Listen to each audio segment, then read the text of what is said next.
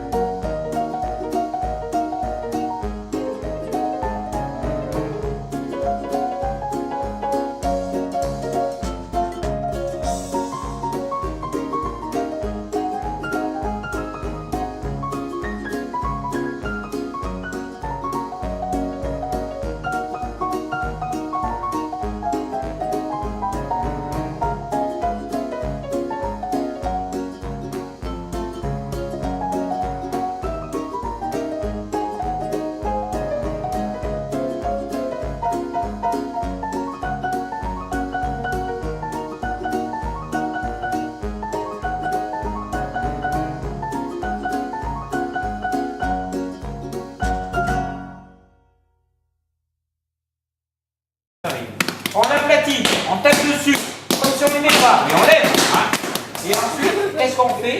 On va rabattre les bords comme ça Voilà, moi, j'avais pour la commencé ramener déjà. en une Au boule. milieu. Ouais. D'accord. Et ensuite, vous la pliez, vous la rabattez. Et après, Tu vous peux allez... faire le tour, c'est bien. Voilà. Mettez un peu de farine pour pas que ça colle. Et tu vas lui donner une forme bien ronde.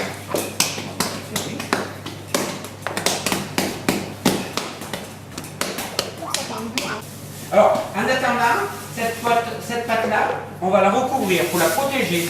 Parce que si on la laisse à un endroit un petit peu ventilé, on risque d'avoir une pâte Il y en a d'autres plastiques par là. qui va Ouais, devenir vas-y, pas tire-le, très ouais. jolie. Elle va sécher. Alors attendez, j'en ai là. Il y en a un peu partout. Alors, regardez bien, Michel va vous expliquer comment on façonne les potes. C'est Voilà. très particulier. Voilà, on fait un trou au milieu. Bien au centre. Voilà, très bien. On farine un petit peu, comme ça c'est plus facile. On la fait tourner un petit peu.